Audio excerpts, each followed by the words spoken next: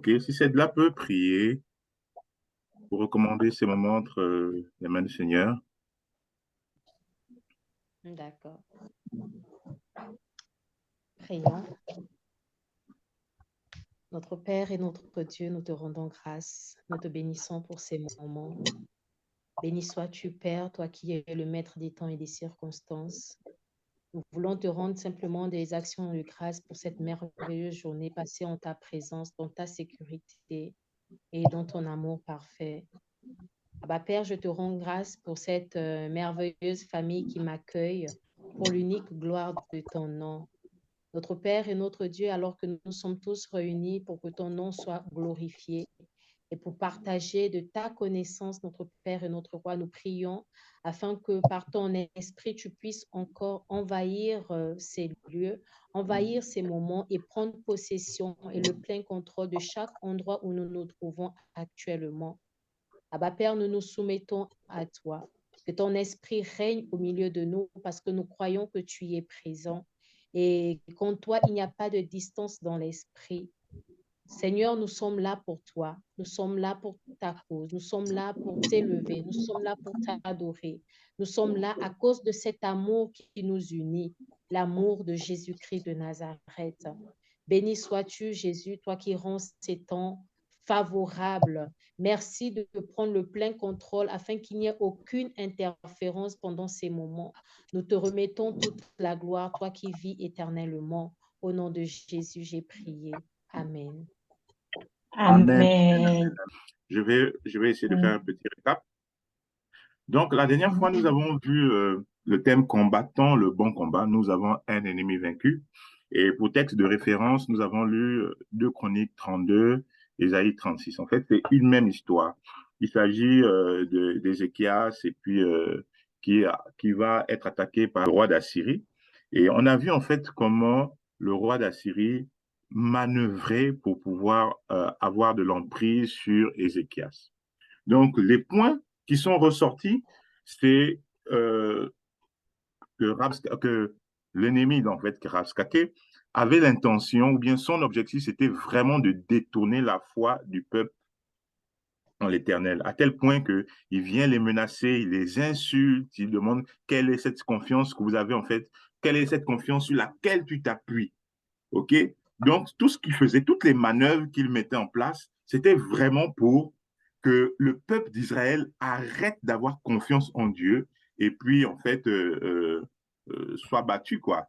Et c'était toutes les manœuvres qu'il utilisait. On a vu qu'il a introduit la ruse, la tromperie. On a vu qu'il introduisait aussi la séduction. Et nous avons dit que, en fait, la guérison divine, c'est une guerre. Nous sommes revenus sur le texte d'Exode 15, où l'Éternel se présente comme El Rapha, celui qui guérit. Mais plus haut, il se présentait comme le vaillant guerrier. Donc, on a dit en fait que la guérison divine, c'est une guerre. Et donc, nous sommes dans un combat lorsque nous exerçons ce service, lorsque nous exerçons ce ministère. Et voilà pourquoi nous avons pris le thème combattons le bon combat. Nous avons un ennemi vaincu.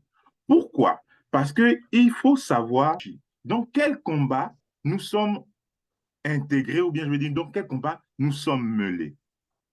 Et nous avons expliqué en fait que le combat qu'il s'agit ici, ce n'est pas celui de vaincre Satan ou bien de vaincre la maladie, etc. Non, parce qu'en fait, Jésus, en allant sur la croix, il a déjà tout fait pour nous. Il a déjà tout accompli. Il a déjà porté nos maladies. Il s'est chargé de nos péchés. Il a porté, il a cloué, tout ça a été cloué à la croix. Et lorsqu'il est mort, ces choses ont été ensevelies avec lui. Et lui, il est ressuscité. Il a vaincu la mort, le péché. Et donc, en fait, nous n'avons plus à combattre dans ce combat. Ce combat n'est plus le nôtre parce qu'en fait, il a été déjà remporté par Jésus-Christ depuis plus de 2000 ans à la croix. La Bible dit dans 1 Pierre 2, en fait, que par les meurtrissures de Jésus, nous avons été guéris. Donc, si notre combat, ce n'est pas de guérir, si notre combat, ce n'est pas d'aller battre le diable, en fait, en quoi consiste notre combat? Donc, nous avons dit, nous ne combattons pas pour la victoire, mais nous combattons dans la victoire. Parce que notre ennemi est déjà vaincu. Mais nous avons quand même un combat qui nous concerne. Et le combat qui nous concerne, c'est ce que Paul dit à Timothée, que j'ai combattu le bon combat, ok, de la foi. Il a combattu le bon combat de la foi. Et nous avons expliqué en fait que aujourd'hui, ce que le diable va faire, c'est de vouloir nous vaincre en fait dans ce domaine. Pourquoi? Parce qu'il est déjà vaincu. Mais si nous ne mettons pas notre confiance en Dieu, si nous ne connaissons pas notre Dieu, ok, on va vivre en fait comme si nous n'avons pas déjà ces choses, comme si nous ne les possédons pas déjà. C'est pour ça que le combat qui est le nôtre, c'est le combat de la foi. C'est pourquoi nous avons étudié ce texte où on voyait comment Rabskake, qui représente le diable, en fait, usait de superfuges pour faire en sorte que le peuple baisse ses barrières.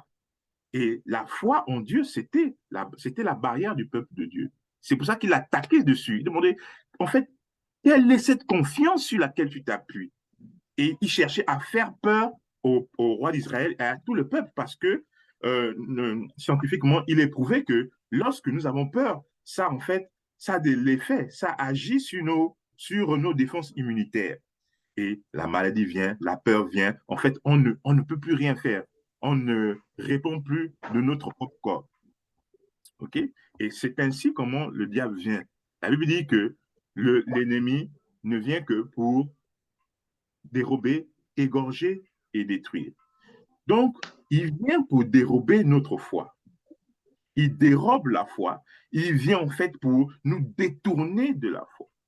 Après, pour nous tuer, pour faire toute son œuvre. Donc, il est nécessaire pour nous, en fait, de se positionner. Et la guérison divine, c'est donc un positionnement que nous devons avoir. Parce que nous pouvons beau prier pour demander des choses, si Dieu ne les a pas déjà prévues dans sa grâce, nous ne les obtiendrons jamais. Parce que tout ce qui est dans la grâce, ça nous appartient. Et la guérison nous appartient. La délivrance nous appartient parce que Jésus a déjà payé à la croix de Golgotha pour ça. Donc, il était nécessaire de bien recadrer le combat. Le combat, nous n'allons pas pour gagner, mais nous allons déjà dans la victoire. Et de la même manière, à vrai dire, nous n'allons pas pour guérir des personnes, mais nous sommes là pour déclarer la guérison, déclarer qu'ils ont été délivrés, qu'ils ont été déjà libérés, pour décréter en fait une année de grâce. C'est ce que nous dit Ésaïe 61. Et il était donc important de situer à quel niveau se trouvait notre combat.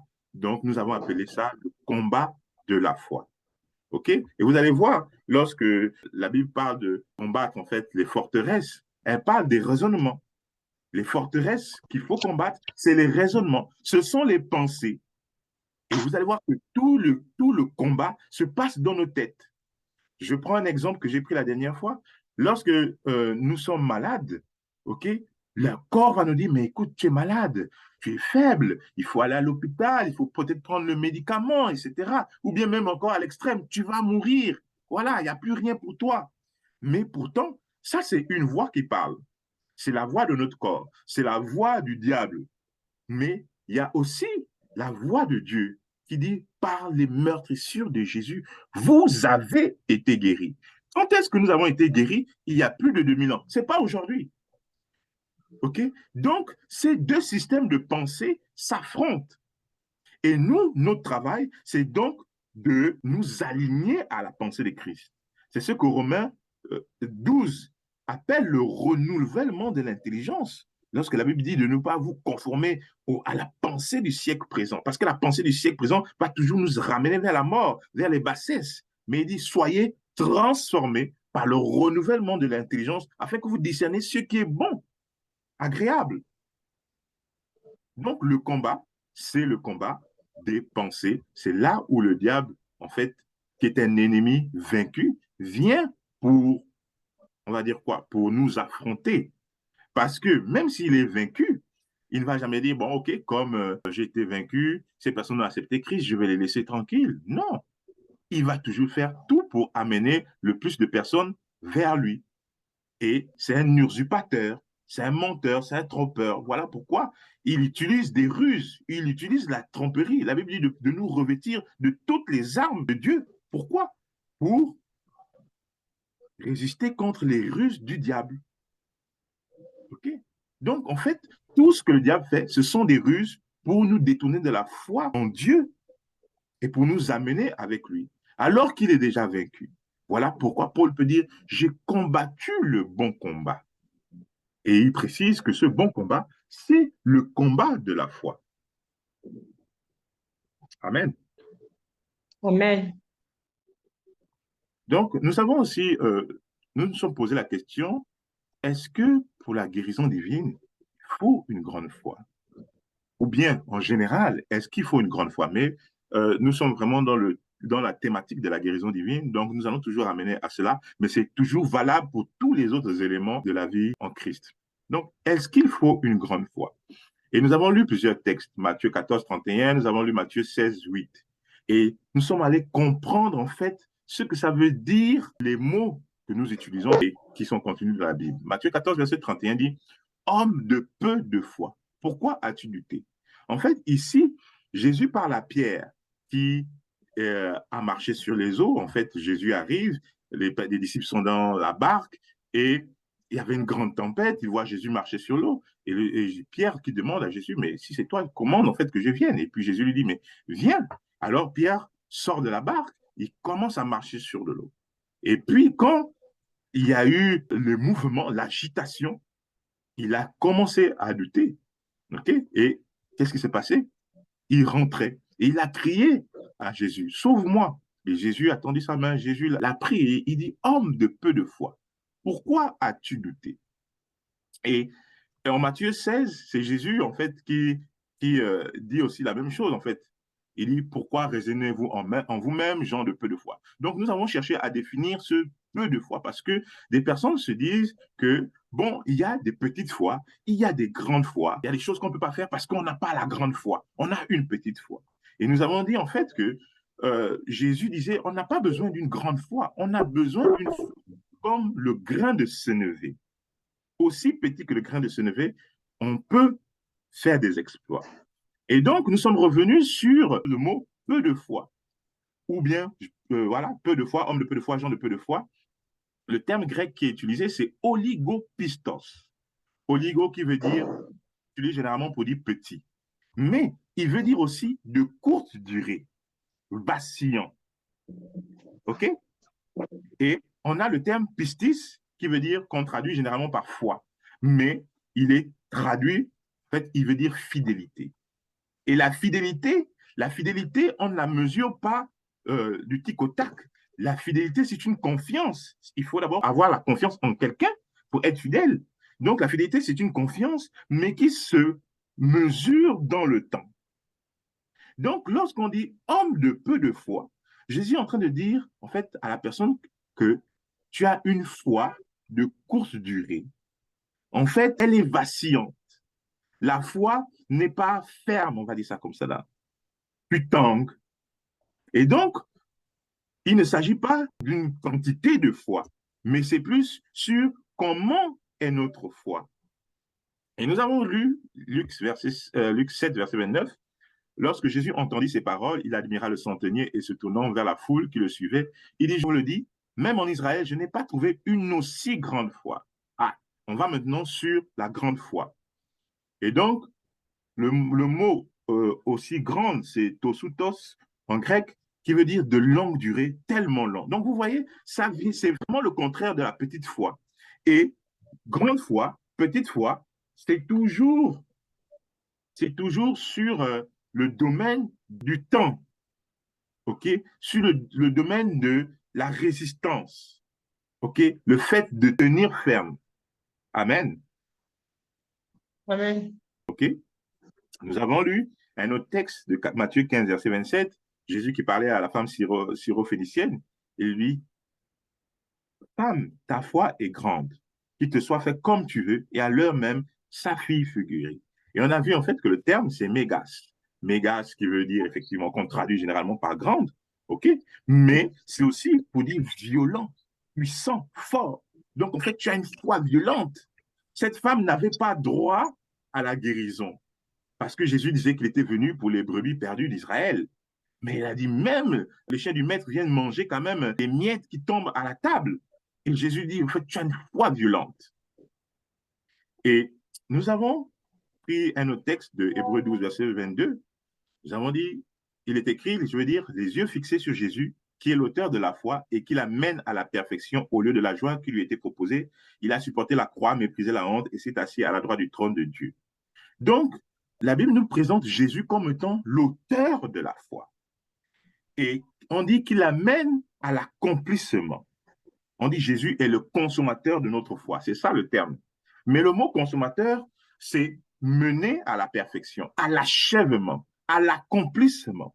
Voilà pourquoi Jésus ne nous demande pas une grande foi. Jésus nous demande une foi comme le grain de sénévé. Il nous demande simplement la foi. Et on nous dit même qu'il est l'auteur de la foi. Et c'est lui, en fait, qui l'amène à la perfection. C'est formidable, en fait.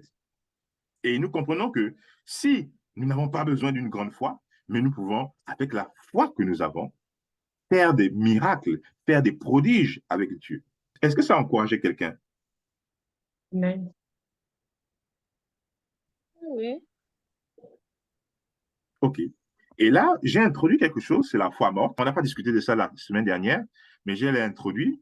Jacques 2, verset 26 dit, car comme le corps sans esprit est mort, ainsi la foi sans les œuvres est morte.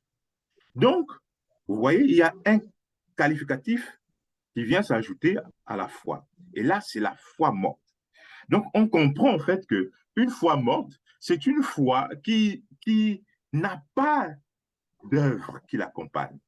Une foi morte, c'est une foi qui n'est pas exercée. Une foi morte, c'est une foi qui n'est pas utilisée. Vous me suivez? Oui. Oui, oui. Alors, je vais vous prendre cet exemple. Imaginez que je vous donne une arme, OK? Je vous donne une arme pour vous défendre. Vous prenez l'arme, vous l'avez sur vous, et vous n'en faites rien. À quoi sert-elle? À rien.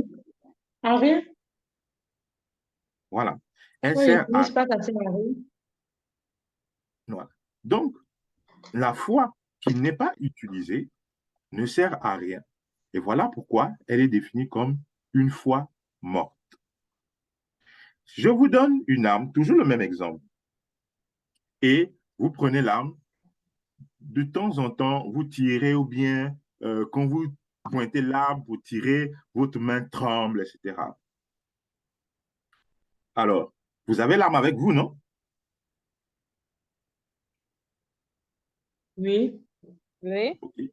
Mais vous n'êtes pas exercé à l'utiliser. Vous n'avez pas la pratique. OK? Et ça, c'est ce que la Bible, en fait, appelle la foi faible. Une foi faible, c'est une foi qui n'est pas exercée, qui n'a pas l'habitude, en fait, de travailler. Vous n'avez pas l'habileté parce que vous n'avez pas l'habitude d'utiliser l'arme. Et donc, si je vous donne une arme et vous la prenez, et tous les jours, vous tirez, vous tirez, vous tirez, vous tirez, vous braquez, vous serez habitué au poids de l'arme, vous serez habitué à tirer, vous allez comprendre que c'est comme ça que ça fonctionne, etc. Donc, ça, c'est une foi qui est exercée. C'est une foi efficace. Donc, la foi, elle n'est pas grande, elle n'est pas petite. La différence, c'est que vous aurez, pour certains, ils auront une foi qu'ils n'utilisent pas. Parce que lorsque nous acceptons Christ, nous sommes croyants. Je l'ai dit la dernière fois. Lorsque nous avons accepté Christ, nous sommes croyants. C'est ça le plus grand miracle, naître de nouveau.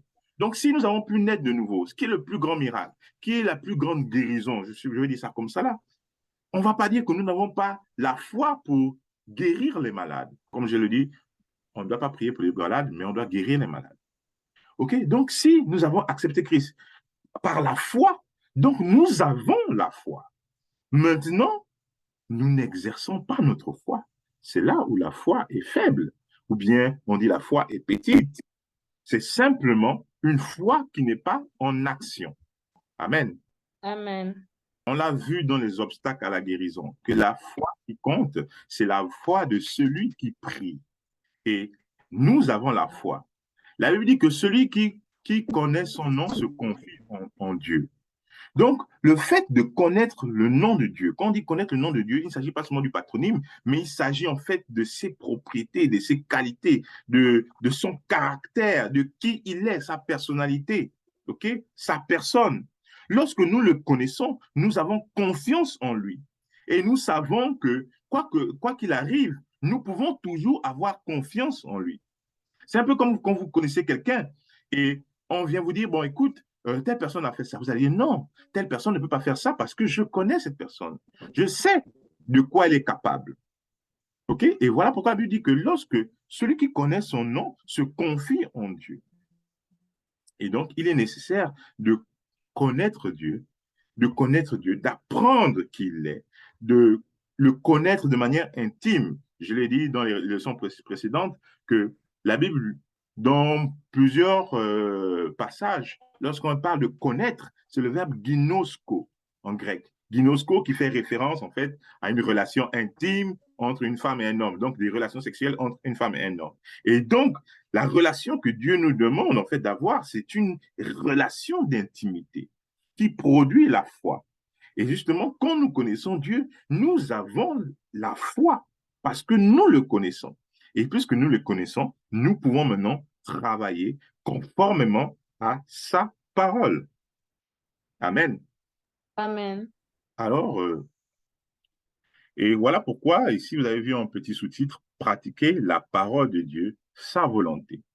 La Bible nous dit dans Jacques 1, verset 22, de mettre en pratique, mettez en pratique la parole et ne vous bornez pas à l'écouter en vous trompant vous-même par des faux raisonnements. Donc, la guérison divine, le ministère ou bien le service de la guérison divine, il est à pratiquer. Nous avons l'ordre de Jésus qui dit guérissez les malades. Donc, ce n'est pas une suggestion, ce n'est pas une option, c'est un commandement. Guérissez les malades, ressuscitez les morts, okay? Chassez les démons. C'est un commandement. Ce n'est pas réservé à une catégorie de personnes, mais à tous les croyants, à tous ceux qui ont reçu Christ. Donc, nous tous, autant que nous sommes, nous devons aller pour manifester le royaume des cieux auprès des autres. Et pour revenir un peu, parce qu'il y a plusieurs nouveaux, je disais que la Bible dit qu'en fait, lorsque vous allez annoncer la bonne nouvelle, dites que le royaume des cieux est proche. Mais le terme grec qui est utilisé pour dire proche, c'est entos, qui veut dire à l'intérieur de vous. Donc, il dit que dites le royaume des cieux est proche. En fait, pourquoi? Parce que le royaume des cieux est en nous. Le royaume des cieux est à l'intérieur de nous. C'est là où la volonté de Dieu est faite. C'est là où Dieu règne. Et vous savez que là où Dieu règne, tout est bien, tout est parfait. OK?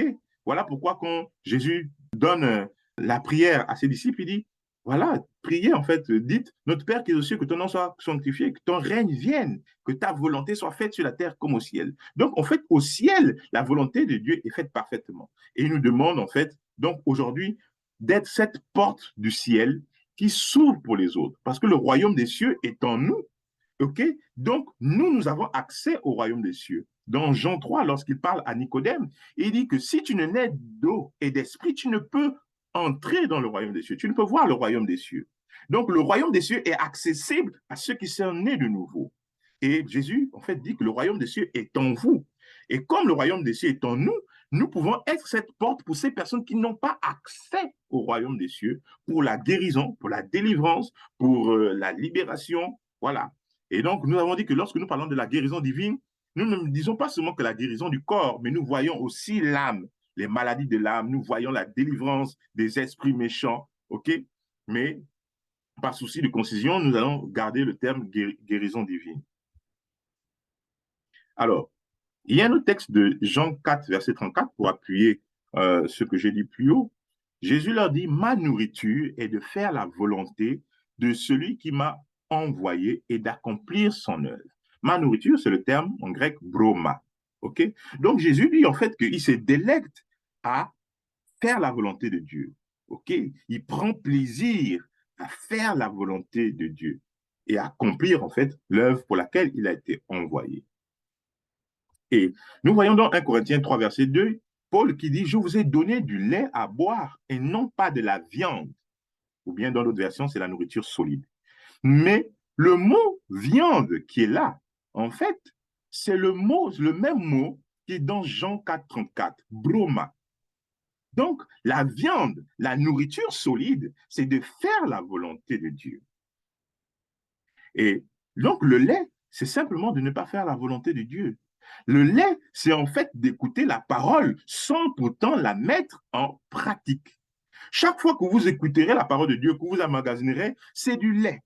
Mais quand vous allez commencer à faire, donc à être dans l'action, faire la volonté de Dieu, et dans notre cadre de la guérison divine, aller pour guérir les malades, pour ressusciter les morts, pour délivrer ceux qui sont sous l'emprise des démons, des esprits méchants, là, vous faites la volonté de Dieu. Et donc, c'est la nourriture. La nourriture, donc, c'est de pratiquer la parole. Ce n'est pas seulement de l'écouter. Et l'écouter, c'est le lait. Amen. Amen. Est-ce qu'il y a des questions?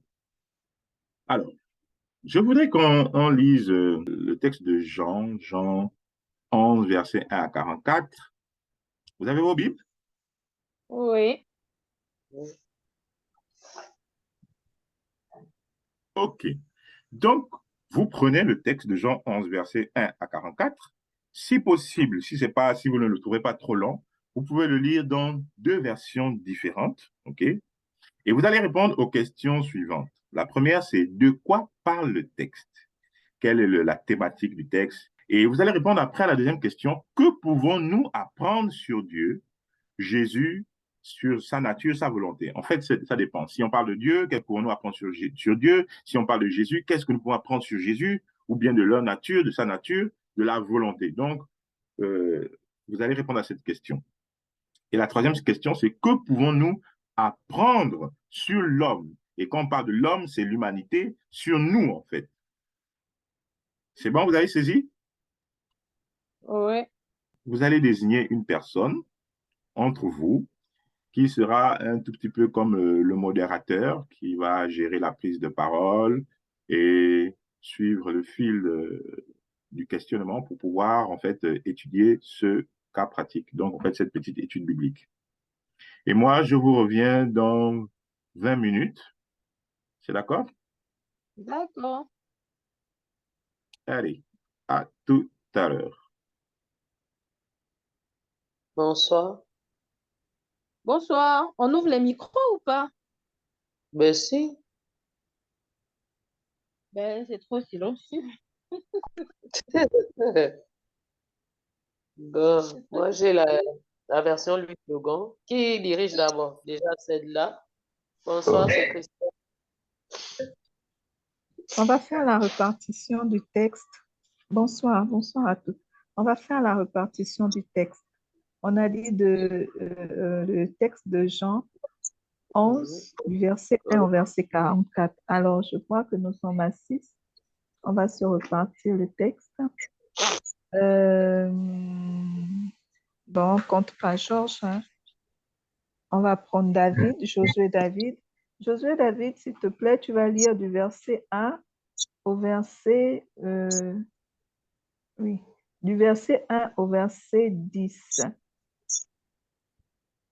Ensuite, la sœur Christelle pourra prendre du verset 11 au verset 19. C'est bon, vous notez? Verset 11, verset. 19. D'accord. Voilà. Et la sœur, celle-là, va prendre du verset. Ah ben, ça ne va pas être équitable, mais bon, on va s'en sortir. Du verset Sans 20. vouloir t'interrompre, hein, Nadège, est-ce que en faisant la découpe là, on va pouvoir bien comprendre le texte et tout ça? Bon, je pense qu'il est bien que que nous lisions tous le texte, mais on ne peut pas tous lire Plusieurs en même versions. temps. On ne peut pas tous lire à cause des versions et chacun va suivre. Pendant que l'autre lit, on suit de sorte qu'on puisse comprendre. Ce n'est pas que l'autre a lu sa partie, après tu te détaches du texte et puis tu commences à faire autre chose. Non, on va suivre. Mais c'est pour permettre qu'il y ait une interaction en fait. tout cas, moi, je pense aussi que c'est une bonne idée. Moi, tout le monde peut participer. C'est bon? Je continue. Ouais. Voilà, donc je disais, la sœur Cédla va prendre du verset 20 au verset, du verset 20 au verset 27. Et je vois Noturge. Noturge, ça c'est un prénom à ça. La sœur Noturge. Alors, tu vas prendre du verset 28 au verset 38. Et moi, je vais du verset 28 au verset 37. Moi, je vais prendre du verset 38 au verset 44. On a dit 44, non? 44. Ça marche? Ok. Prenez les notes, s'il te plaît. Alors, de quoi parle le texte?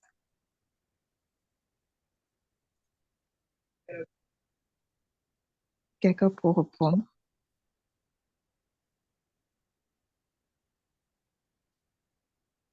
Bon, je vais répondre premièrement. De manière survolée comme ça, vraiment de manière lapidaire, on peut voir que le texte parle de la résurrection de Lazare. Mhm.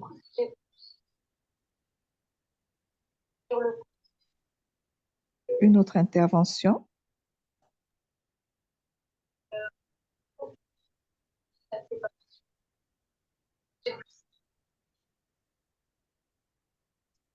Qu'est-ce qu'on peut voir à part la résurrection de Lazare? Euh, Je ne sais pas si on wow. doit parler de plusieurs choses, mais Ah, on parle de la foi aussi. Oui, je pense.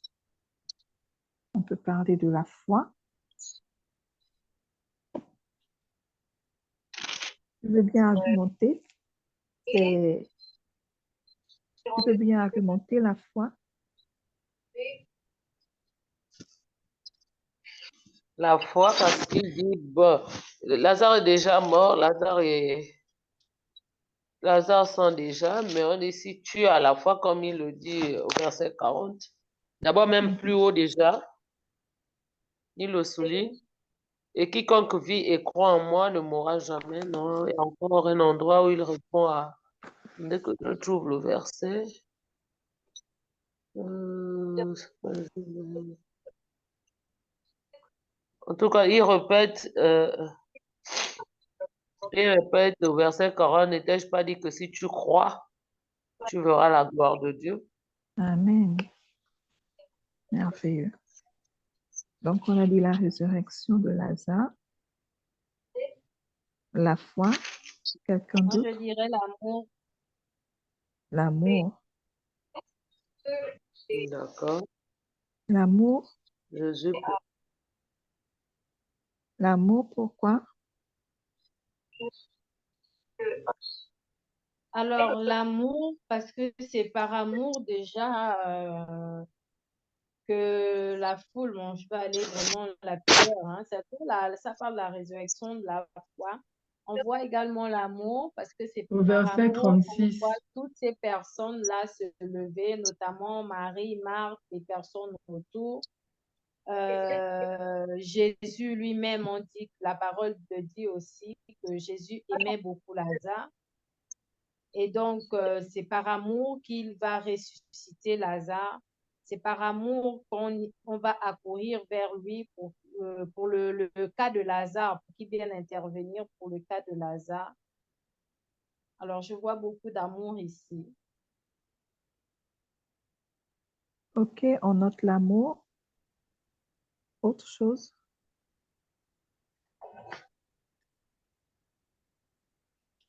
Ok, on a noté l'amour. Bon, moi, je vais juste ajouter, mais ça rentre, je pense que ça rentre dans le cadre de l'amour, hein, la compassion de Jésus. La compassion, parce que Jésus a eu compassion de, de la douleur de Marthe et de Marie. Non seulement, mais également, il a eu compassion du monde. Parce que la résurrection de Lazare Et comment puis-je dire? La résurrection de Lazare, Jésus l'a dit, c'est le moyen par lequel les hommes autour pourraient croire que Jésus a été envoyé pour, délivrer, pour sauver le monde de la mort en quelque sorte. Donc, on va noter dans l'amour également la compassion. Dans l'amour, vraiment. Bon, enfin, je vais essayer de revenir un peu sur la question. La question qui nous est posée, c'est de...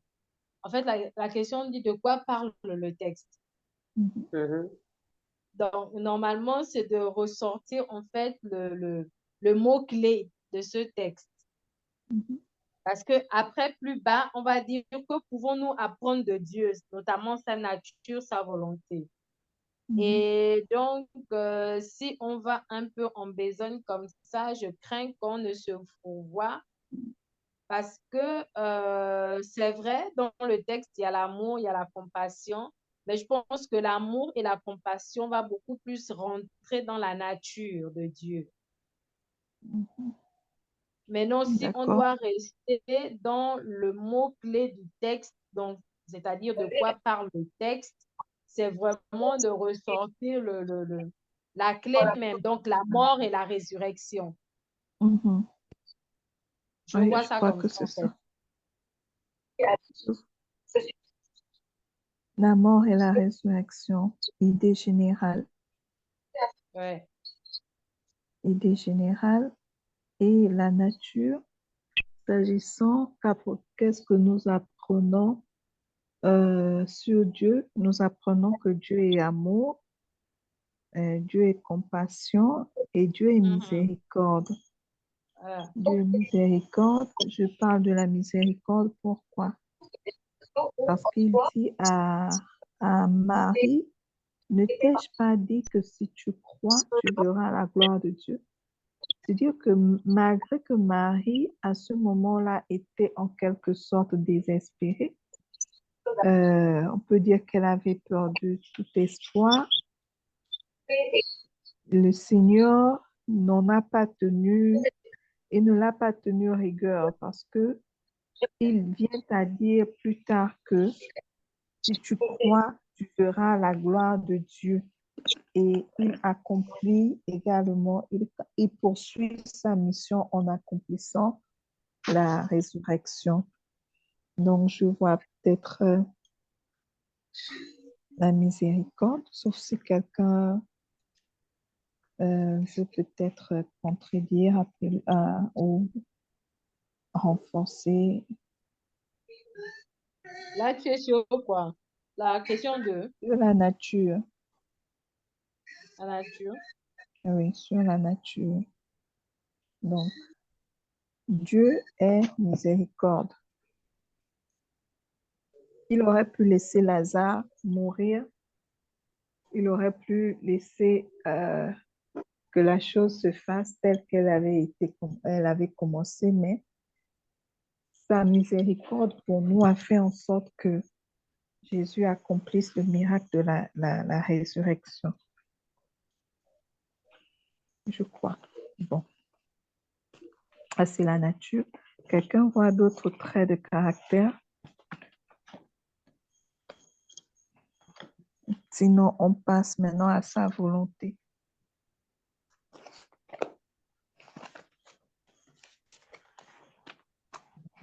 Quelle est la volonté de Dieu qui apparaît dans le texte?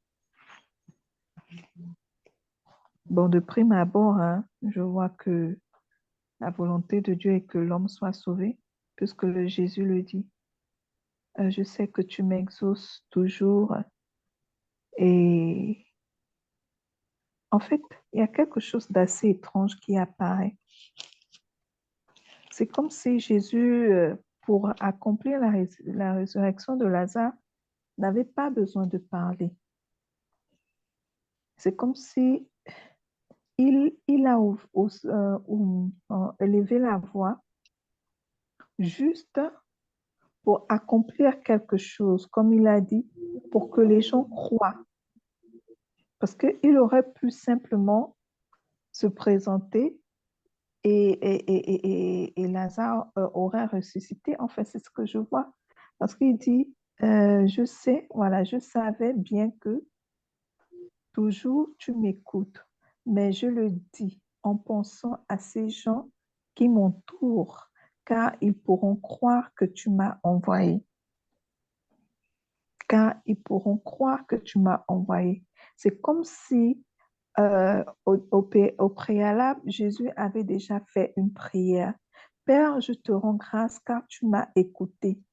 Mais on Bien voit sûr. que dans tout ce qui s'est passé, tout ce qui s'est passé, Jésus n'avait pas encore élevé la voix pour demander la résurrection de Lazare. Mais il dit déjà, Père, je te rends grâce car tu m'as écouté. Je savais bien que toujours tu m'écoutes, mais je le dis, c'est dire qu'il élève maintenant la voix en pensant à ces gens qui m'entourent, car ils pourront Pour croire que tu susciter la m'as foi. envoyé. Voilà. Donc, je veux dire là il y a deux types de prières.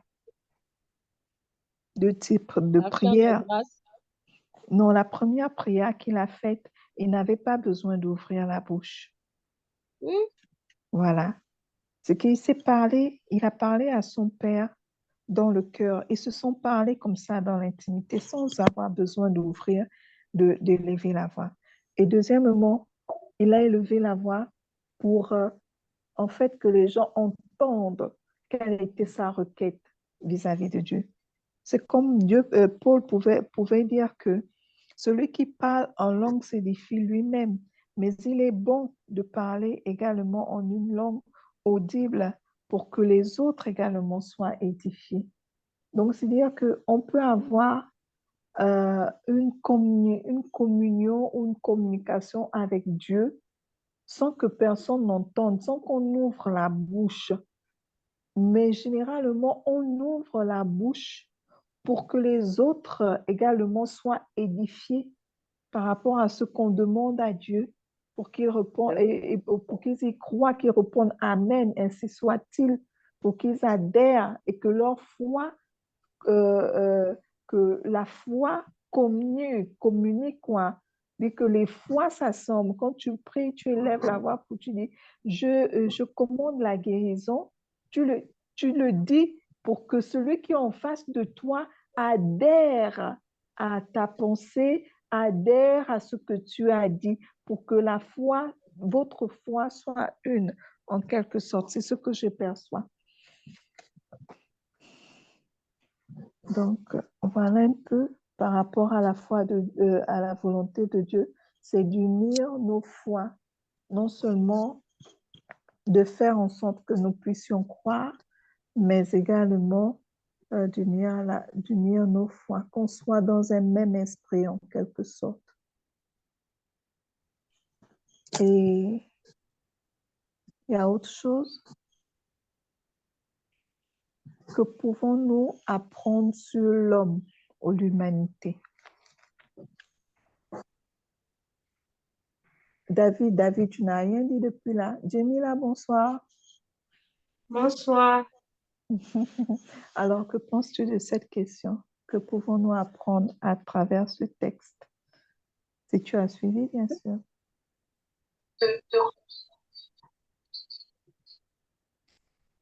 Bon, moi, ce que je peux dire sur la nature de l'homme, excuse-moi, Jamila, c'est que On ne parce que t'entend pas. Hein? Oui, trop de basse, quoi. ah, ça, Sors-nous ça un et peu, arrête de jouer le séducteur, là. Sors-nous ça non, simplement. c'est le dire, c'est ma voix, c'est comme ça. D'accord. Donc, ce que je peux dire, c'est que la nature de l'homme, c'est toujours une nature, on va dire quoi, d'incrédulité.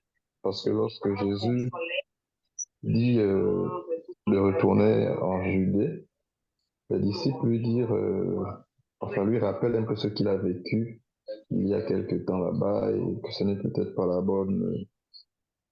c'est pas une bonne idée d'y retourner. Et Mhm. moi, c'est vraiment ce que je ressens, c'est vraiment l'incrédulité des hommes, que parce qu'il y a eu des situations, parfois on a peur d'affronter un peu certaines situations. Or, ce n'est pas toujours ce que Dieu attend de nous. Oui, Donc, quelqu'un je d'autre? retiens l'incrédulité. Incrédulité. Ok. Hein. Mhm. L'ignorance. L'ignorance. La Quoi nature de d'autre? l'homme est que l'homme est ignorant. Ignorant de qui il est, ignorant de ce qu'il a. Parce on voit bien ici, lorsque c'est qui prend la parole, c'est Marie, hein? C'est Marie. Marthe Mhm. dit à Jésus, Seigneur, si tu avais été là. Ensuite, il dit, ton frère se relèvera des morts. Marthe dit, oui, je le sais. Donc, en fait, elle est voyée à la résurrection, donc la vie après la mort, en fait. Mhm. Elle ne voyait pas la résurrection là, physique, instantanée. Donc, c'est Mhm. de dire l'ignorance. Mhm. L'ignorance de savoir que c'est lui qui porte la vie, marche avec toi et avec toi, et que toi, tu es ignorant de cela, en fait. Mhm. C'est un peu ce que je perçois ici, l'ignorance de l'homme. Et c'est ainsi que nous sommes pour la plupart des temps. Mhm. Ok, une autre intervention.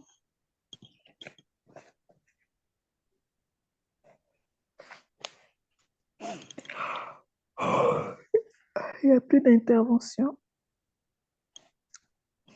Alors, moi, ce que je perçois ici, je vois que déjà le texte nous révèle ici qu'il y a un attroupement autour de Marthe et de Marie qui pleuraient leur frère. Et lorsque Jésus arrive, l'attroupement va vers tout le monde, pose les regards sur Jésus. On s'attend à voir ce que Jésus va faire. Et lorsqu'il pose la question à Marie, ne t'ai-je pas dit que si tu crois, tu verras la gloire de Dieu? C'est comme Marie s'attend, non pas Marie, pardon, je voulais dire Marthe. Lorsque Marthe dit à Jésus, oui, je sais qu'il ressuscitera euh, là-haut, voilà, qu'il ressuscitera. C'est comme elle s'attend juste à voir de ses yeux charnels, de ses yeux charnels. Et tous ceux qui suivent Marthe et Marie, lorsque Jésus arrive, ils courent juste pour observer ce qui se passe, pour regarder ce qui se passe. C'est-à-dire, je veux dire là que l'homme, la nature de l'homme est qu'il est superficiel. Il reste juste, il s'attarde un peu plus sur les choses qu'il voit, le palpable, ce que ses yeux charnels voient. Et euh, il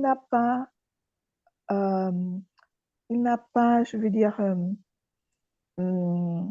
il ne s'élève pas au-delà de ce que ses yeux voient. On s'attend, parce que si Jésus n'avait pas ressuscité Lazare et qu'on ne l'avait pas vu se lever, les gens auraient dit, comme l'autre l'a dit, lui qui guérit les malades, qui ressuscite. Mais non, qu'il fasse. Pourquoi il a laissé son ami mourir?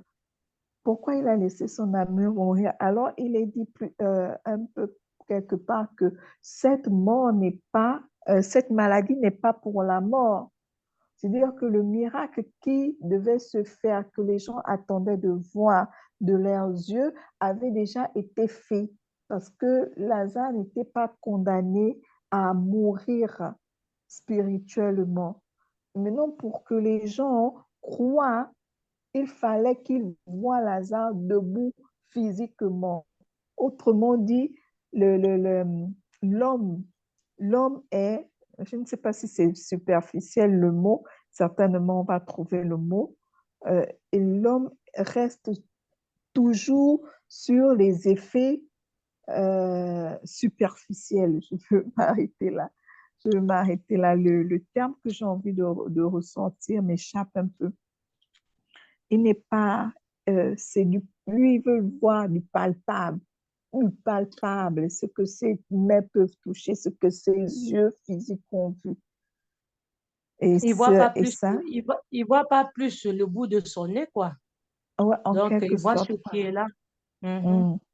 Et donc, tout ce monde-là, il suivait Jésus juste pour voir ce que Jésus allait Ce qui faire. savait. Voilà. Et c'est ça qui fait Le que spectacle, on la aime. nature, On aime voilà, où il voulait le spectacle. spectaculaire, voilà, Voilà. du spectaculaire. Et c'est ce qui fait que la nature de l'homme est le doute. Les saint Thomas. Voilà, ce qu'on peut retenir de ça, c'est le doute. Voilà. Donc, il y a une autre intervention. S'il y a une autre intervention, s'il n'y en a pas d'autres, on va laisser Georges intervenir. C'est déjà Allô? tout, hein. Il peut se venir. Il peut se venir, alors, pas de souci. Georges, tu peux reprendre la parole. Alors, comment étaient vos échanges? Très bien. On va laisser Nortuge, c'est ça? Donne-nous un prénom facile, Guy, la sœur. Donne-nous un prénom facile à prononcer. Pas de chance, hein, c'est mon seul prénom. Oh my God! Ça, c'est compliqué. Coupé. On va s'habituer. Voilà. Donc, pardon, fais-nous le point. Fais à Georges le point sur ce qu'on s'est dit, si tu peux. À la première question, de quoi parle le texte? On a eu beaucoup d'idées, hein. On a dit que ça parlait déjà généralement de la résurrection de Lazare. Oui. Ensuite, on a parlé d'amour, de compassion, de miséricorde aussi. Et puis, on a aussi eu, comme ça, au fil des discussions, à évoquer le côté spectaculaire des œuvres que les gens recherchaient le spectacle sensationnel. Oui. Voilà. La question suivante. Est-ce qu'on a abordé C'est pas la punition, hein? Quelqu'un peut l'aider. Vraiment. Oui, on peut l'aider. Alors, dans l'idée générale, on avait ressenti la mort et la résurrection. Donc, notamment sur la question de quoi parle le texte, on a dit que le texte parlait de la mort et de la résurrection, pour ce qui a été retenu. Et dans la question de savoir que pouvons-nous apprendre de Dieu, sa nature, sa volonté, nous avons dit que Dieu est amour, Dieu est plein de compassion, Dieu est miséricordieux et que dans sa volonté est que l'homme vive et que l'homme puisse croire en lui. En fait, dans sa volonté, c'est de susciter la foi de l'homme en Dieu. Et par rapport à la question 3 de savoir que pouvons-nous apprendre sur l'homme, nous avons répondu à cette question que nous avons parlé en fait de l'incrédulité de l'homme, du doute qu'il y a en l'homme et également de l'ignorance qu'il y a en l'homme. En fait, et la nature, voilà, spectaculaire, voilà, que l'homme a toujours, de s'attendre à voir des choses physiques, palpables, plutôt de regarder à tout ce qui est spirituel avant le spectaculaire. Donc, je ne sais pas si je me suis en sortie, mais grosso modo, c'est ça. OK. Quelqu'un d'autre? Quelqu'un d'autre veut compléter? On va donc continuer. Vous avez été merveilleux. C'était vraiment bien d'écouter, en fait, tout ce qui se disait, vraiment, les discussions. C'était enrichissant. Vous avez décortiqué les textes vraiment de long en large avec le petit temps que vous avez. Et effectivement, il s'agissait de l'amour. OK? L'amour, en fait, comme moteur de la guérison divine et des miracles. OK? Dans le cadre de la guérison divine, il faut savoir en fait que ce qui doit nous motiver, c'est l'amour. Parce que Jésus lui-même, en fait, il guérissait par amour. D'abord, on peut d'abord voir qu'il fait un déplacement pour répondre aux sollicitations des deux sœurs. Et lorsqu'on lit, on nous dit en fait que Jésus est arrivé, ça faisait 4 jours déjà que Lazare était dans le tombeau. Et Jésus, en fait, avait déjà mis 2 jours, avait mis 2 jours là où il était. Donc, ça veut dire qu'il a dû marcher 2 jours durant pour se rendre au lieu où Lazare était mort. Donc, vous voyez un peu comment il aimait en fait l'homme, comment il aime l'homme en fait, faire un déplacement de 2 jours de marche. Je ne sais pas ce que ça peut procurer à certaines personnes, mais c'est énorme. Et au verset 34, on nous dit en fait que Jésus frémit en son esprit. Là, c'est vraiment, je prends des éléments pour montrer en fait l'amour de Dieu. Jésus frémit en son esprit et fut tout ému. Verset 34. On dit même encore que Jésus frémissant en lui-même. Donc Jésus était sensible à la douleur. La Bible dit que lorsque le malheureux crie, Dieu l'entend et le délivre de sa frayeur. On voit encore au verset 35 comment Jésus pleura. Et c'est le plus court verset de la Bible. Jésus pleura. Donc Jésus, en fait, est ému, est touché. C'est le cœur qui répond. Et généralement, lorsque on exerce dans le ministère de la guérison divine, on se dit en fait que c'est la puissance. Non, ce n'est pas la puissance. C'est l'amour en fait de Dieu. Dieu utilise sa puissance pour manifester son amour. Vous comprenez? Et c'est très important.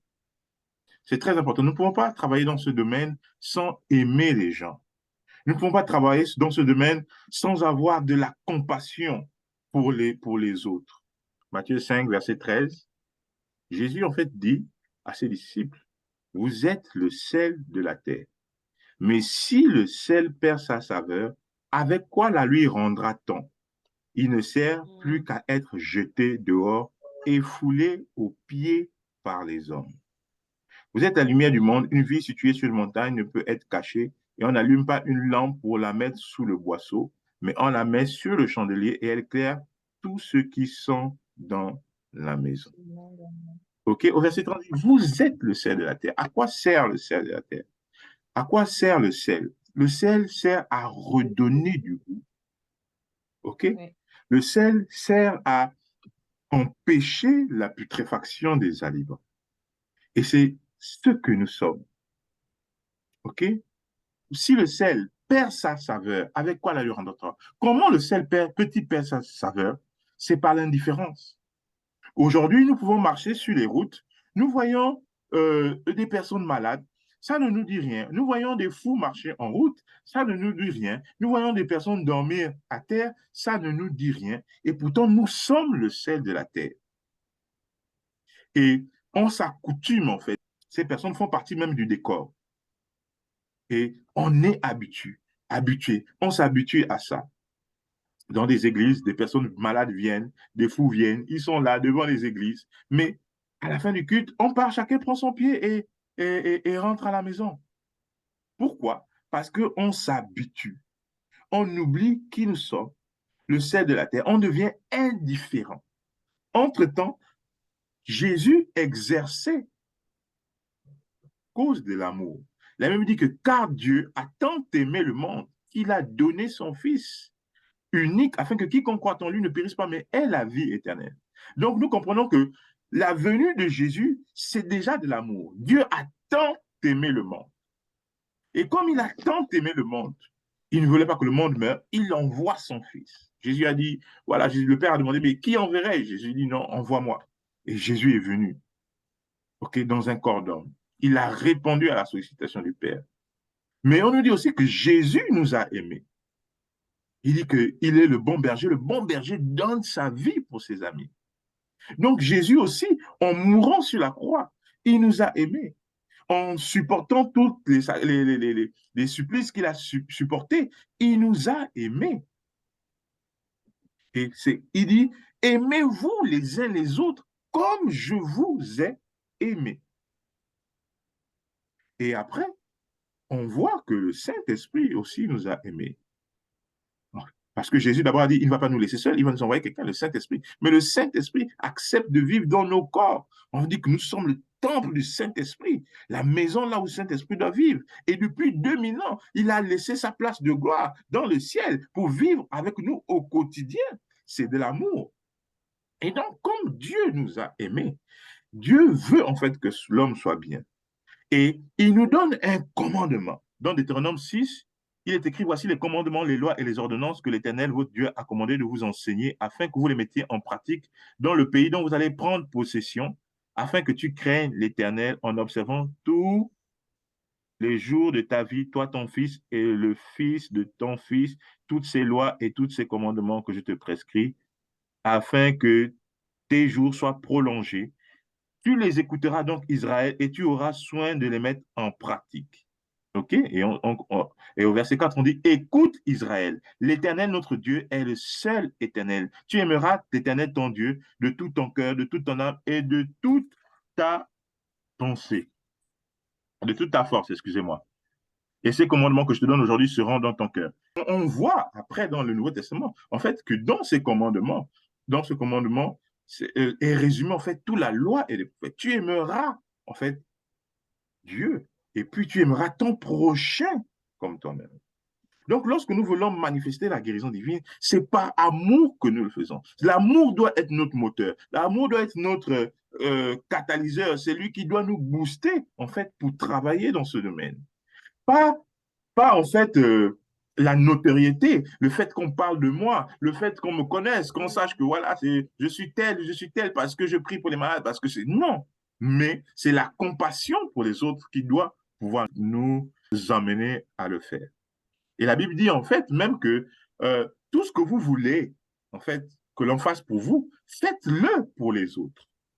Ça veut dire quoi? Que quand vous passez dans la route, ou bien sur la route, quand vous voyez quelqu'un qui a besoin, peut-être qui a besoin d'être guéri, dites-vous, est-ce que à sa place, j'aurais voulu qu'on prie pour moi? Si vous répondez oui, alors il faut aller prier pour lui. Il faut aller exercer le ministère sur lui.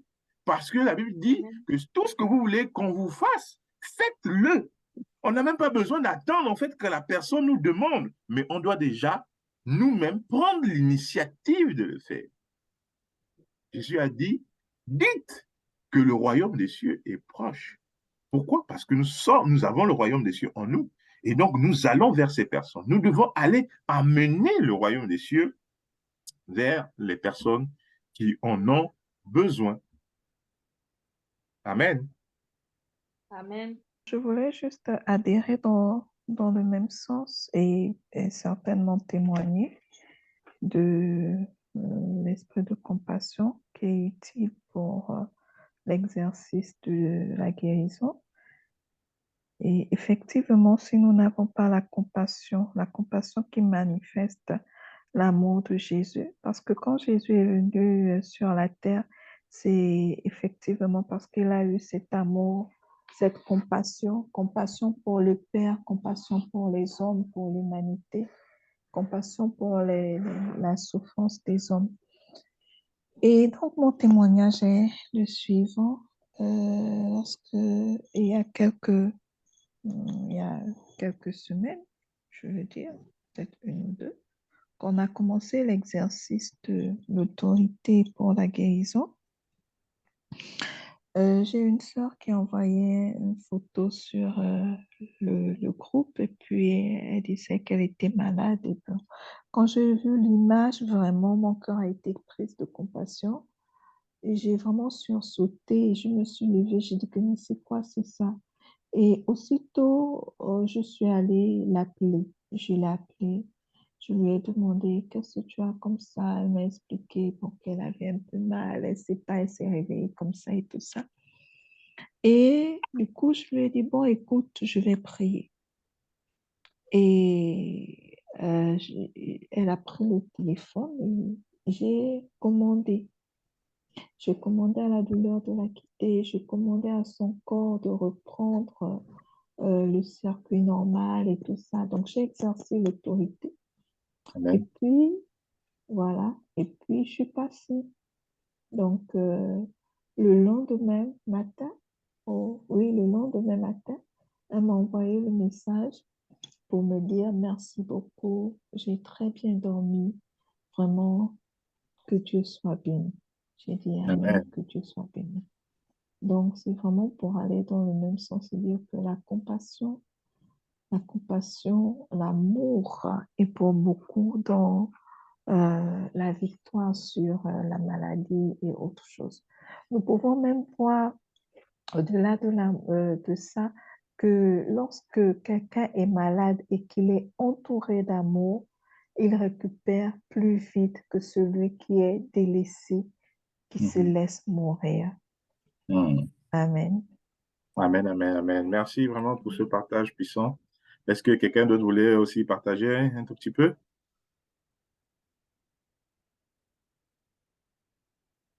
OK. Donc, je disais, en fait, je voulais faire un témoignage. Il y a quelques années, 2 ans, je crois, j'amène toujours mon enfant à l'école et je voyais une femme, en fait, qui était folle, voilà, une malade mentale sur la route, une jeune fille. Et chaque fois que je passais par là, ça me gênait, en fait. Ça me gênait vraiment. Je passe, je dépose l'enfant et comme j'arrivais vraiment très juste, donc je prenais l'enfant, je déposais rapidement, je prenais mon taxi ou bien je partais avec la voiture ou bien à pied, c'est selon que j'avais un moyen de locomotion. Alors, je la voyais souvent là et ça me faisait mal. Et comme à un moment j'ai fait un temps sans voiture, j'ai dit, bon, la prochaine fois que je vais la voir là, je vais prier pour elle. Et le lendemain, quand je passe, je dépose mon fils, je la vois là, je l'aborde, bonjour, comment ça va, etc. Elle me répond tranquillement, une jeune dame vraiment posée. Comment tu t'appelles? Elle m'a donné son prénom. Et puis, j'ai cherché à comprendre, en fait, qu'est-ce qu'elle fait là. Elle m'a expliqué, bon, que, bon, elle ne vivait plus avec les parents. Mais elle n'était pas bien, en fait. Elle n'était pas bien, mentalement, elle n'était pas bien. Et je lui ai parlé du Jésus. J'ai commencé à prier pour elle. On était vraiment au niveau de la route. Si vous connaissez euh, à CRN à l'époque, en ville. Donc, on était là au niveau de la route, là, et puis il y avait un banc public, un banc au niveau de l'église. À l'église, on s'est assis là, et puis j'ai commencé à prêcher, à lui parler. J'ai dit, bon, je vais prier pour toi, j'ai prié pour elle, j'ai pris autorité sur les esprits qui l'enchaînaient, et tout le reste, et tout le reste. Et puis, nous nous sommes séparés. Parce qu'en fait, souvent, elle m'arrêtait, bon, j'ai besoin de temps, j'ai besoin de ça pour manger, etc. Et le lendemain, j'arrive, je la trouve là. Je dis, ah, je l'aborde, je dis, mais qu'est-ce que tu fais là?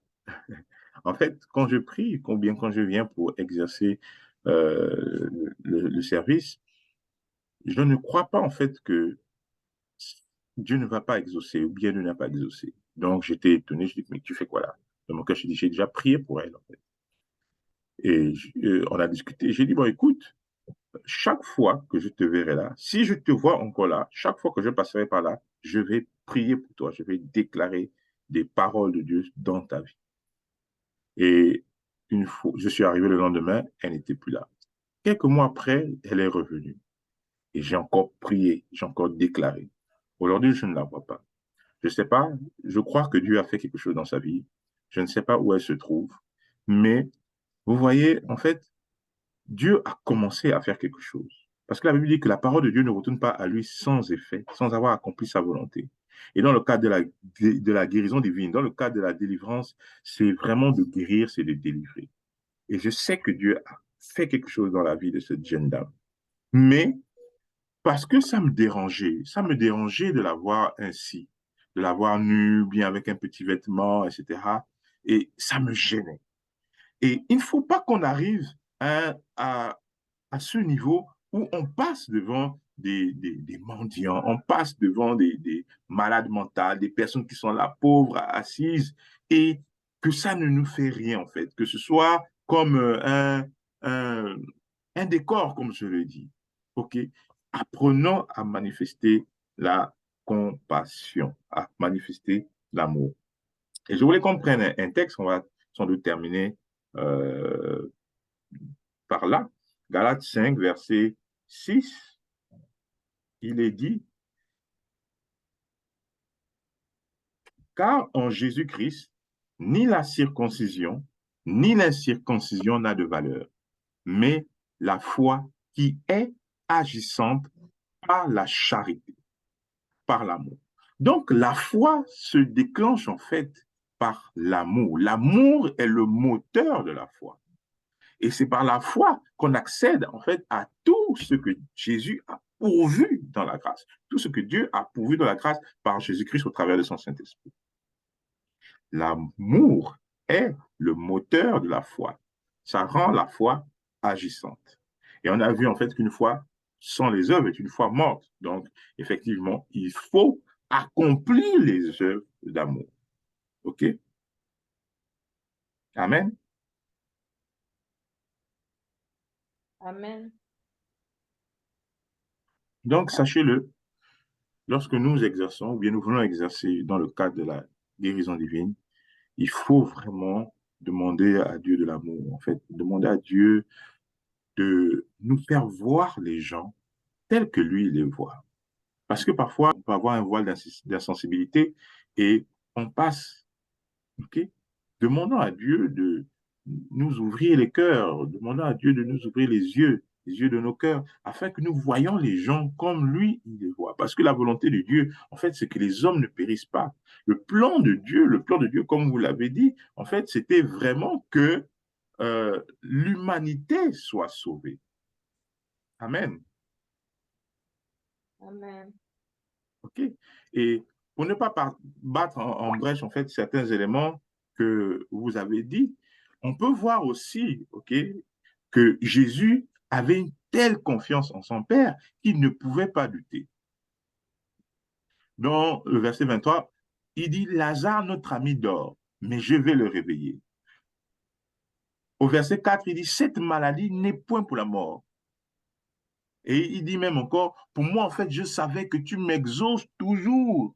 En fait, tu m'exauces toujours, mais c'est à cause des personnes qui sont là que je dis, en fait, que je le dis à haute voix, en fait, que je parle parce qu'elles ont besoin d'entendre. Vous l'avez développé, j'ai écouté ça, c'était vraiment très bien. Donc, je ne vais pas revenir dessus. Donc Jésus était confiant que son Père veut sauver, que son Père veut guérir, que son Père veut délivrer, que son Père veut ressusciter, que c'est la volonté de Dieu. Donc connaissant la volonté de Dieu, il dit, tu m'exauces toujours. Parce que la Bible dit que nous avons l'assurance auprès de lui que si nous prions, si nous demandons quelque chose à Dieu, selon sa volonté, OK, il nous écoute. Et s'il nous écoute, quel que soit ce que nous avons demandé, nous devons savoir que nous l'avons déjà reçu. Donc Jésus, il savait cela. Jésus était conscient de cela. OK? Que c'était la volonté du Père de guérir, que c'était la volonté de Dieu de guérir, que c'est toujours la volonté de Dieu de guérir, de délivrer, de sauver, parce qu'il a été envoyé pour cela. Et donc, il était confiant en son Père. Voilà pourquoi il pouvait parler ainsi. Il ne doutait pas. Il n'était pas incrédule. Amen. Et vous voyez, voilà pourquoi il pouvait donner des ordres. Dans sa démarche, il dit, faites ceci, faites cela, déliez-le, etc., etc., etc. Amen. Amen. Vous êtes toujours là?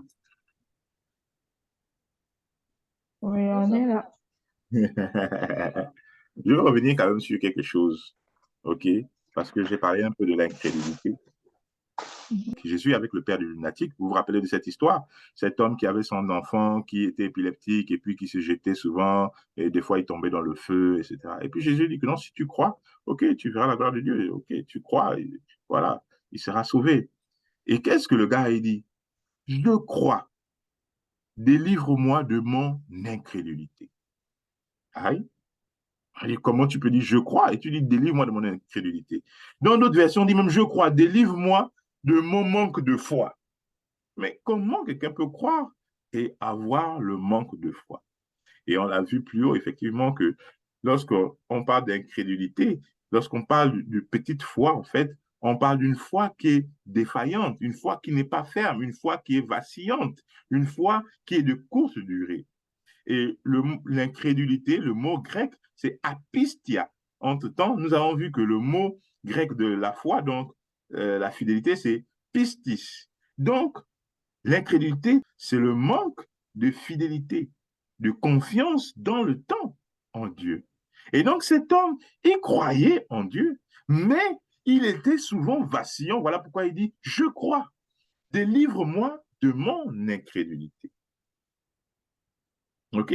Donc, lorsque nous exerçons, nous connaissons qui est notre Père.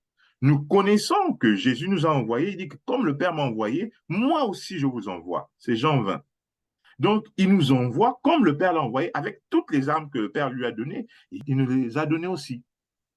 Et donc, nous venons, nous sommes confiants de ce que notre combat n'est pas le nôtre, que c'est Jésus qui a déjà gagné le combat. Et qu'il nous envoie donc, dans son amour, manifester son amour en guérissant, en imposant les mains aux malades.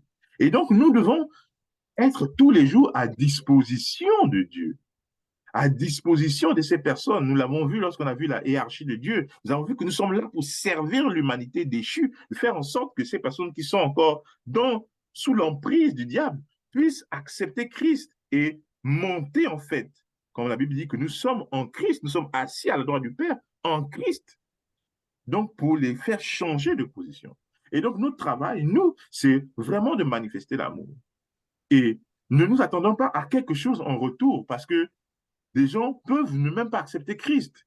Les gens peuvent ne même pas vous écouter, ou bien même vous recontacter après, vous priez pour quelqu'un guérit, après il part. Jésus l'a vu, Jésus l'a vécu avec ces 10 lépreux.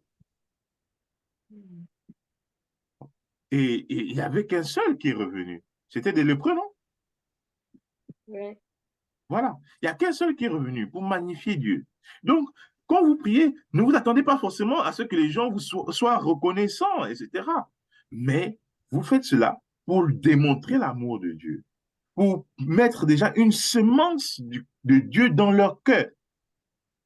C'est une interpellation de Dieu, un clin d'œil de Dieu à ces personnes pour dire, mais je vous aime. Je ne veux pas que vous soyez dans cet état. Et nous avons vu en fait que la volonté de Dieu, ou bien lorsque Dieu vient, Jésus vient, c'est pour nous donner le ministère de la réconciliation. Lui-même, il a été réconcilié. Lui-même, il est venu pour réconcilier le monde avec lui. Et il nous a donné ce ministère, le ministère de la réconciliation. Et donc, nous avons vu que la réconciliation était dans 3 domaines. Le domaine de l'esprit, le domaine de l'âme et le domaine du corps. Nous avons dit que le domaine de l'esprit, c'est la nouvelle naissance. Lorsque une personne, l'esprit d'un homme est réconcilié avec Dieu, c'est la nouvelle naissance. Lorsque l'âme d'un homme est réconciliée avec Dieu, c'est la délivrance, ok? La délivrance des esprits, la délivrance des mentalités, la délivrance, en fait, des conceptions qui sont mauvaises. Et nous avons vu après que la réconciliation du corps avec Dieu, c'était la guérison divine, la guérison corporelle. Okay? Et lorsque nous amenons la guérison corporelle, ce n'est qu'une étape. Nous présentons aux personnes l'amour de Dieu en disant que, bon, je prie, je sais que Dieu va te guérir, Dieu veut te guérir. Mais nous devons aller au-delà parce qu'il y a cette réconciliation de l'âme avec Dieu, il y a cette réconciliation de l'esprit de l'homme avec Dieu qui doit se faire. Et donc, faisons l'effort de présenter aux hommes ces 3 choses, en fait. Que oui, Dieu est capable de te guérir physiquement. S'il est capable de te guérir physiquement, c'est parce qu'il veut te guérir spirituellement. Il te montre, en fait, qu'il peut faire quelque chose de très bien dans ta vie. Mais comme les hommes regardent à ceux qui frappent à l'œil, Dieu Dieu, en fait, passe par le moyen que les hommes comprennent pour les attirer vers lui. Voilà pourquoi il a dit à ces hommes, mais qu'est-ce qui est plus difficile en fait de faire? Est-ce que c'est de dire à l'homme, lève-toi et marche, ou bien tes péchés te sont pardonnés? Après, il dit, pour que vous sachiez que le Fils de l'homme a la capacité, a l'autorité de pardonner les péchés, lève-toi et marche. Et donc, la guérison divine, c'est un, un ministère, en fait, qui vient pour nous donner accès, OK, à certaines personnes, parce que des fois, des personnes sont fermées, pour qu'elles accèdent à Christ, pour qu'elles connaissent Christ. Et cela passe par l'amour. Nous avons besoin d'aimer, nous avons besoin de manifester l'amour auprès des différentes personnes, que nous les connaissions, que nous ne les connaissions pas, qu'elles soient reconnaissantes ou pas. Ne nous attendons pas à quelque chose en retour, mais soyons empathiques. Nous voyons quelqu'un qui a un problème de maladie, de santé, nous allons vers elle et nous déclarons la guérison. Est-ce qu'il y a des questions?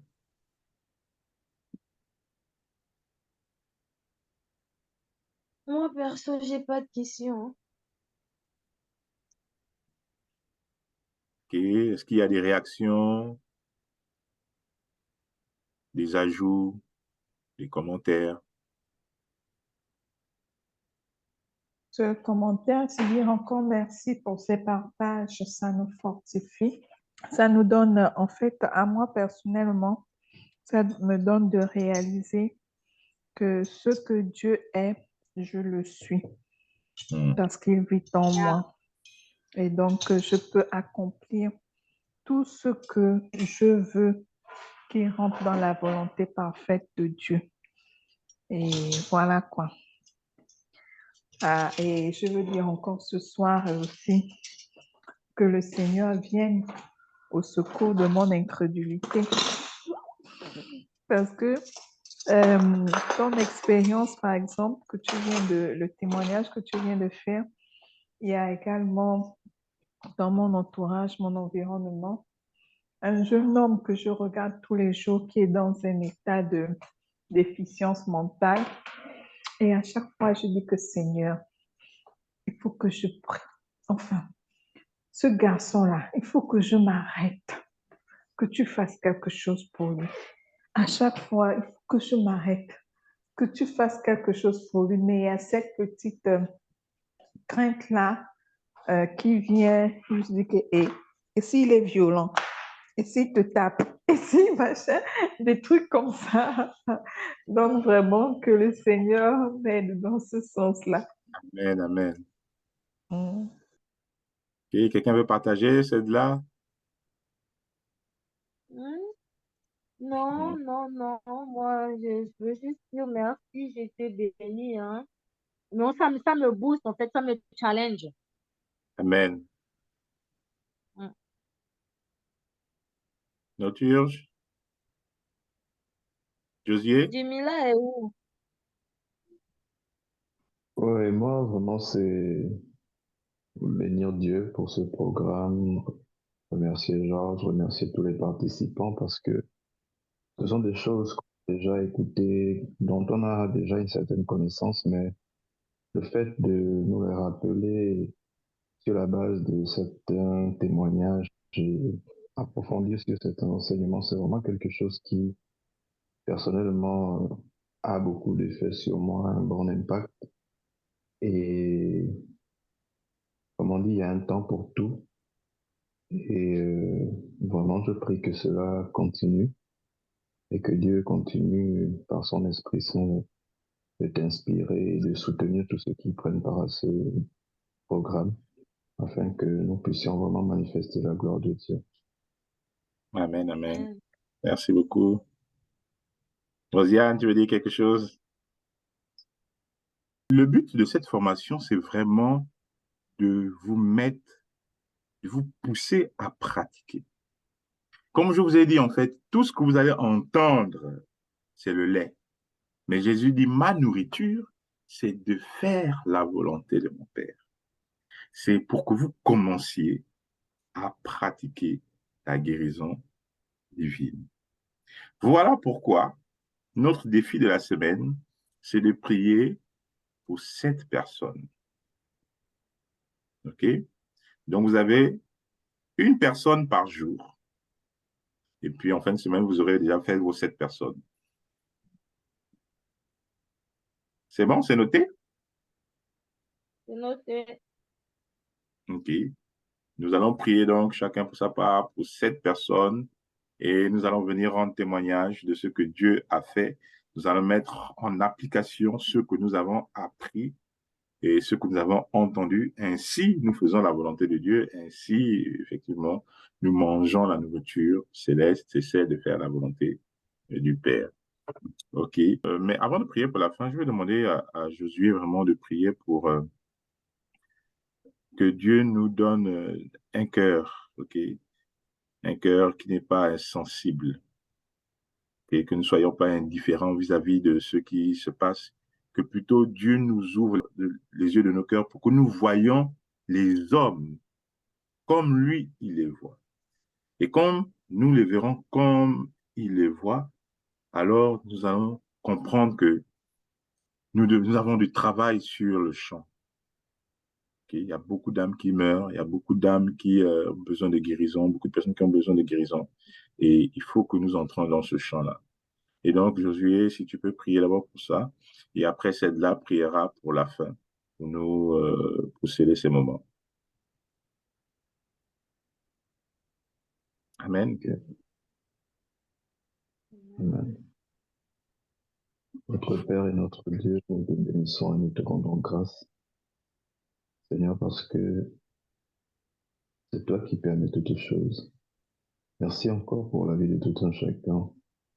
Merci, Seigneur, pour ta parole, Seigneur, que tu as envoyée, Seigneur, pour nous aider, Seigneur, pour nous conduire. Seigneur, tu connais, oh Dieu, tout ce que tu attends de nous. Et tu connais également, Seigneur, tout ce que nous rencontrons comme situation. Tu connais tout ce qui se dresse, Seigneur, comme obstacle devant chacun d'entre nous. Tu connais les leçons que nous avons, tu connais les manquements que nous avons. C'est pourquoi ce soir, nous élevons encore nos voix vers toi, pour te présenter chacune de nos vies, pour te présenter nos cœurs. Toi seul, tu connais véritablement tout ce qui est défaillant en nous, mais nous te prions parce que rien n'était impossible. Et nous prions afin que toi seul, tu puisses étendre favorablement ta main, Seigneur, sur nous. Que toi seul, tu puisses encore combler tous les vides que nous avons. Que toi seul, tu puisses encore agir selon ce que tu as prévu, Seigneur, dans la vie de tout un chacun. C'est de toi dont nous avons besoin. C'est pourquoi ce soir encore, nous nous tournons vers toi, afin que toi seul, ô Dieu Tout-Puissant, tu prennes les rênes, que tu prennes les commandes, Seigneur, de la vie de tout un chacun. Merci de t'élever en chacun de nous et encore mettre ton amour, Seigneur, dans nos cœurs. Accorde-nous cette grâce, Seigneur, d'aimer comme il se doit. Seigneur, parce que c'est par amour, ô Dieu, qu'aujourd'hui nous pouvons être appelés tes enfants. Seigneur, alors que nous n'étions pas dans ton plan initial, mais Seigneur, par ta grâce et ton amour, tu nous as rachetés à un très grand prix. C'est pourquoi ce soir nous prions encore, afin que, Seigneur, de même que tu as manifesté cet amour à notre égard, que nous, en retour, nous puissions également le manifester autour de nous, Seigneur, afin que seul ton nom soit glorifié. Nous te prions d'agir, nous te prions de t'élever, nous te prions simplement, ô Dieu, de mettre ta seule parole, Seigneur, dans nos cœurs, afin que nous puissions, Seigneur, la mettre en pratique. Seigneur, merci de prendre ta place et de te lever, Seigneur, en chacun d'entre nous, et que toute la gloire et l'honneur te reviennent. Dans le nom de Jésus que nous avons ainsi prié. Amen. Amen. Amen. Abba Père, sois élevé. Nous te disons merci pour ces temps glorieux, pour ces moments passés en ta présence. Seigneur, ta parole déclare que tu es l'alpha et l'oméga, le commencement et la fin de toutes choses. Alors que nous avons commencé ces temps avec toi, Seigneur, nous les parachevons avec toi. Béni soit toi le Dieu qui nous a conduits, toi le Dieu de vérité et de lumière. Merci parce que tu nous as encore éclairés de la lumière de ta vérité, de la lumière de ta parole, ô Dieu de gloire. Merci parce que tu as encore mis, Seigneur, un baume dans nos cœurs, Seigneur, parce que tu nous as une fois de plus enflammés de toi. Tu nous as challengé, notre Père et notre Dieu, afin d'aller plus sur le champ de mission. Abba Père, nous voulons te rendre de multiples actions de grâce, Seigneur, pour la vie également de ton serviteur, Seigneur, qui se met à disposition, ô Dieu de gloire, Seigneur, pour nous bénir, pour nous donner, Seigneur, ces enseignements, cette formation, ces stratégies, ô Dieu de gloire, afin que nous puissions grandir, éternel Dieu, dans notre marche avec toi. Merci de toujours continuellement l'équiper pour la gloire de ton nom, dans le nom de Jésus-Christ de Nazareth. Notre Père et notre Dieu, alors que nous allons nous séparer, Père, Seigneur, nous ne quittons pas ta présence, ô Dieu de gloire, mais nous prions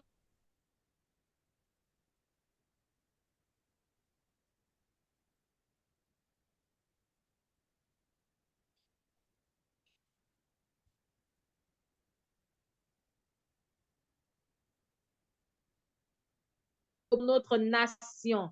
Notre Père et notre Roi, Seigneur, nous voulons te dire encore merci. Merci d'avoir été là pour nous. Merci de nous accompagner dans nos couches. Merci de continuer de te révéler à nous, même dans notre sommeil. Reçois la gloire, notre Père et notre Roi, toi qui vis au siècle des siècles. Dans le nom de Jésus, j'ai ainsi prié. Amen. Amen, amen, amen. Amen. Amen, amen, amen.